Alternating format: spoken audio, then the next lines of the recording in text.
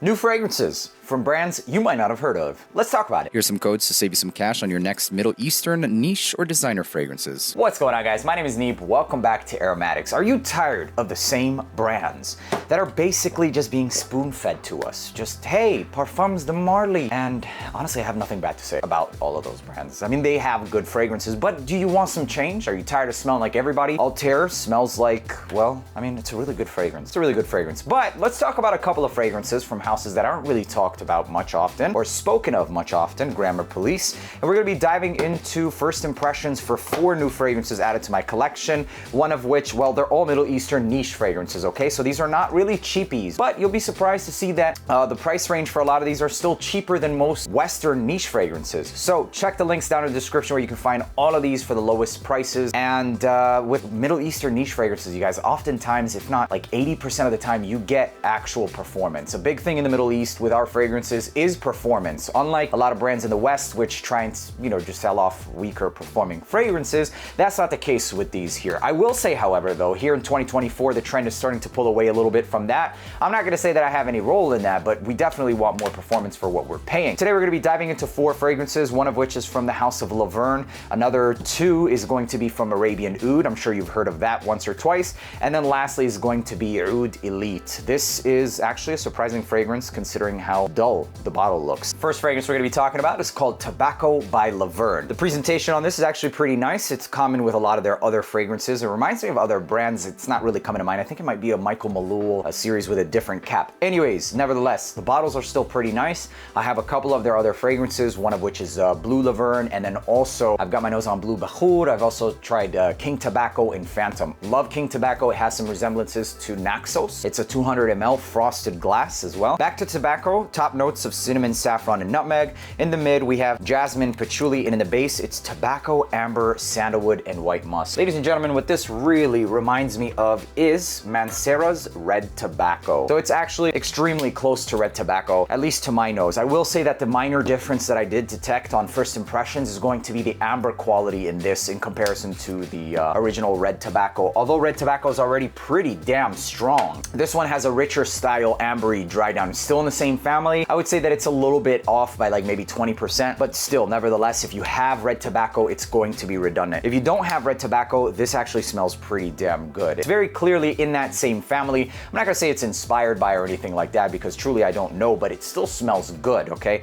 It's ambery, it's tobacco, it's very rich, a little bit earthy, and that spicy top to it. I believe that this one does the spiciness of the fragrance as well, a little bit stronger than the Red Tobacco as well. Atomizer on it is not bad, pretty decent, nice shot, and pretty strong. This is extremely strong, similar to that of the aforementioned fragrance. So that's all I have to say about Laverne Tobacco. There isn't really too much more to say about it. It's not anything new. It's very strong, extremely strong. It does have a better opening than the original Red Tobacco. Red Tobacco is a little bit more synthetic. Actually, that's the significant difference that makes up the 20%, is that this one does do it better in terms of refinement. So if you're looking for a more refined version of Red Tobacco and you want a bottle that's Middle Eastern or from a Middle Eastern house, this one will definitely do exactly that. So there you have it. That's Laverne's Tobacco. The next fragrance I'm going to be talking about, this isn't new to my collection, but I just really haven't sprayed it on or had the interest in spraying it on because the scent profile is pretty simple, but you have to spray this on skin to understand what the purpose of the fragrance is. First time I rocked this fragrance, I wasn't really impressed. It had like this Moroccan leather feel to it. It's like white musk, a little bit of leather, some peppers, etc. For those of you who enjoy white oud, if you like white leather, white ambers, white musks,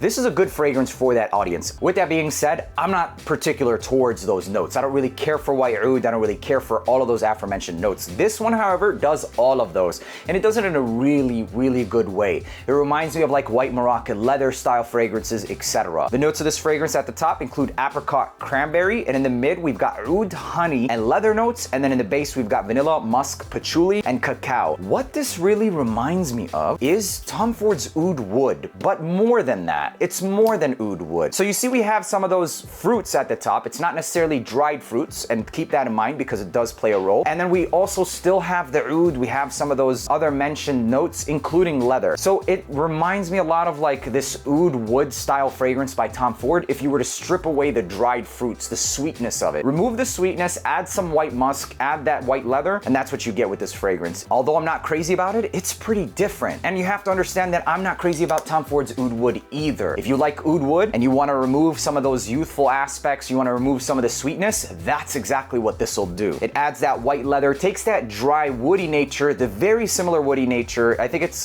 coming from this oud Meleki style blend. That's the actual oud that they probably place in it, which obviously is not a real authentic oud, but you have to understand that authentic oud would end up costing you like $400 or $500 per bottle. But still, that's the style that's also in here. So it uses a lot of very similar backbone to the DNA, the oud, the fruits, along with whatever style musks they use in both fragrances. So it definitely takes that DNA, makes it a little bit more white ambery, white musk revolved in nature. While it isn't my style, I feel like a lot of you guys are gonna enjoy something like this out there. It takes that oud wood style fragrance, refines it with like a blanket of white musk and leather. That's basically what that one smells like to me. High quality, lasts like crazy. 4 sprays of this and it was projecting. I wasn't crazy about the scent because, like I said, I don't like oud wood, so I did have to wash it off for me. I really believe if you like oud wood, this is one to at least try. That white Moroccan style, white musk, leather, etc. The next fragrance is another one from Arabian Oud, and this is called Asrar. Asrar by Arabi Al Oud. The presentation on this is it's funky, man. It's strange, but that's like with a lot of their fragrances. The box for, oh, I didn't show you guys the box for Laverne. Laverne's box is just a regular box. It is what it is. But Asrar comes with a nicer box. It looks like this. It's called Asrar by Al Arabi Al Oud. And on the inside, you get a case. And the case, it's just a damn box. And the case looks like this. And it's not that expensive feeling, but still pretty nice. The bottle in itself sits into a cutout. It's felt. It's, yeah. Okay. So that's the case. The fragrance though, top notes of lavender, pink pepper, cardamom, mid notes of dry amber, oud accord, and caramel. And in the base, we've got vanilla, and that is the best way to summarize what this is that caramel, vanilla, and musk. There are a lot more notes in this fragrance that you're gonna sense, especially in the top, to the mid, to the dry down, but for the most part, this is going to be a vanilla-centric fragrance. Reminds me of other vanilla-centric Middle Eastern fragrances like Macadam from Oud Elite. Also, if you like Tartil Silver, something like that, of that nature, except this one has a bit more of that woody, musky funk that you find in common with a lot of Arabian Oud fragrances. It's their proprietary blend, I believe. It has that Kashmiran vibe, very similar to the musk that's used in Amiri, Sultani. It's the Arabian Oud funk. I've discovered this through trying like 30 plus fragrances from Al Arabi Al Oud. And that's basically what you're gonna get with this one, a more masculine take on that. You have that woody style musk, but you also have some of that lavender and the cardamom spice at the top. This actually reminds me of another fragrance from Arabian Oud. It's this one, Salad by Arabian Oud. This reminds me of a very similar style vanilla. So like with the aforementioned vanillas, they all have that very similar vanilla. I mean, like it's coming from across the similar houses, same region, same style of use for their musks, for their vanillas.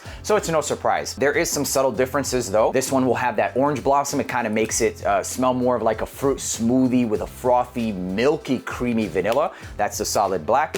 And this one is more of a true caramel vanilla with a little bit of that frothy lavender and some of that cardamom as well. Whereas this one has a brighter, more fruity, playful side. This one's a bit more masculine, has more emphasis around the woody musk. A great fragrance. It genuinely is a great fragrance. I don't know how much I don't think I would pay retail $200 for this, but the performance for whatever it's worth on the tester strip 2 days later, it was still freaking there. Like with many of these other fragrances. I mean, even the white leather, it was too damn strong, honestly. The white leather was too damn strong on skin. And then the Phantom, these are all beast mode fragrances, man. These are all beast mode. If you guys are into beast mode fragrances for under $200, we're talking niche, we're talking cheap, we're talking retail, we're talking designer. That's what I'm all about. I'm all about return on investment, but not just that. You know, when you pay for a product and you get it back in performance, you feel like you got your money's worth. But aside from that, I like performing fragrances, man, because if it doesn't perform, are you even wearing anything? Now, before we, jump the gun and say, oh, just because it doesn't perform means it's not a good fragrance. No, it does not mean that.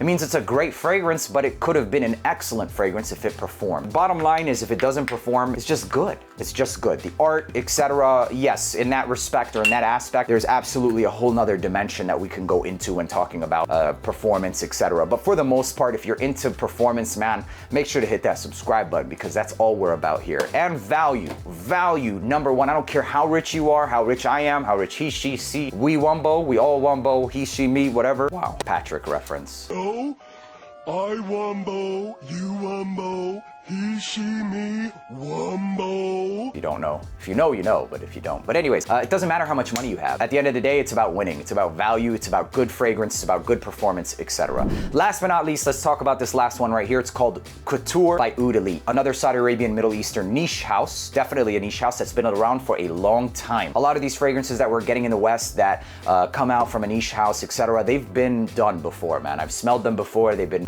coming from the origins of perfumery from the Middle East, essentially. So it's no surprise that I've smelled a lot of the DNAs, and I'm not taking any credit away from those houses, etc. Most things in life are inspired by, right? Like, and there's absolutely nothing wrong with that. Like, you take inspiration from something and you create your own twist, and vice versa. That's how everything works. And for that, I mean, there's a lot of great inspired by fragrances that I love. Alexandria 2, for example, by Xerjoff. It's a phenomenal fragrance. It truly is. It takes a DNA that I've grown up smelling and I already know, and adds a little bit more of a westernized or French style twist to it. A great fragrance regardless, but also Jebel Al Fil by Arabian Oud does that original fragrance without the French twist, and it's freaking beast mode. Yes, it's not that cheap, but it's called Jebel Al Fil. If you're interested, you want a beast mode version, 100 ml. I think it's less than you might be able to find. Check the description for the lowest price regardless. And yeah, phenomenal fragrance. That's the root of that fragrance in itself. I'm not saying that Jebel Al Fil is the root, but I'm saying like that's the closest to how that scent, it's always been around. It's been around for a long time. Nevertheless, still great fragrances. And as you can see, I have a lot from Xerjoff. This does not take any credit away from Xerjoff or any other brands that do great fragrances just like that. Anyways, Couture by Oud Elite. Unfortunately, with a lot of these fragrances, especially from Oud Elite, they're not that advanced in terms of like finding a lot of information, etc. So I've had to rely on purchasing them in store, getting a little bit of reference from the store representative, or finding what I can online. The box for something like this is a simple box. It just says Couture and it looks like wood all over it. There's expiration dates and all of that good stuff. On the bottle itself, it's nothing spectacular. The cap slides onto place and it's wood. Nothing crazy either. Feels like plastic covered in wood, or actually it feels like actual wood, to be honest. And then around it, it says, let's see what this where does it start? Whoa, okay, here it is. Masculine and optimistic fragrance. The finest ingredients were hand selected to develop this proactive, masculine and optimistic fragrance. And then it just continues. And around the bottle, you have this sheet of metal with Couture engraved out of it. So yeah, weird bottle. But anyways, here we go. Atomizer check on that. What the fragrance is about though is anything but weird. Notes of this fragrance is something I found pretty interesting, is that Couture Silver has won the Oscar Perfume Award for 2017. And it contains rose, bergamot, saffron, in addition to patchouli, sandalwood, and an aromatic and amber and authentic musk. Guys, this actually smells like a lot of other fragrances that I've been talking about and truly love. It's the Amiri, Sultani, Diwan, Ma'ali, and now we've got this. And we also have Ghali. Ghali is significantly different though. So they all have their subtle differences. They all do similar vibes. It's this animalic musk, a little bit of cashmere and ISOE super. This one has a little bit more. It offers some rose, some saffron. Before we get there, I'm definitely going to have to test all of these one by one. What I plan on doing is wearing every single one of them, and every day that I wear it, I'm gonna jot down notes, the differences, what I pick up, etc. That's gonna be after I've worn 1, 2, 3, 4, and then we've got 5, 6 of that. I'll put all of my notes together and see what the differences are. So far though, Oud Elite has been killing it with this DNA. A little bit more challenging, more testy, and quite different from the Arabian Oud series. I wouldn't really put them in the same vein. Oud Elite seems to be a little bit more daring and packs a bit more of a punch. That's what I can assess from initial impressions. I can tell you guys, however, that Ma'ali has become easily one of the better ones out of them all. Truly has. Ghali also very similar, one of the better ones. And the main difference is that they're not afraid to use a little bit more animalic oud. It smells a little bit more authentic. Ghali has an authentic style Indian oud in there. And then also Ma'ali just seems like it packs a punch, but also Sultani. Like I said, it's gonna take some work, but we will get to it. Couture Oud Elite has to be definitely, it's up there. It's up there. I don't want to jump the gun and say that it's one of the better ones because they're all great fragrances. If you've gotten your nose on any one of these DNAs and you know what I'm talking about, it's this whole sophisticated aura style fragrance that really elevates a little bit of your natural senses, but creates like this beautiful beautiful, polished and posh, refined aura around you. It's dry, it's woody, it's musky, it's masculine as and it smells like $1,000,000. So there you have it, ladies and gentlemen. This was the last 4 fragrances that you might not have heard of added to my collection. If you're looking forward to the other fragrances or the, stacking up and all of that good stuff, make sure to leave a like, hit that subscribe button. Till the next video, peace.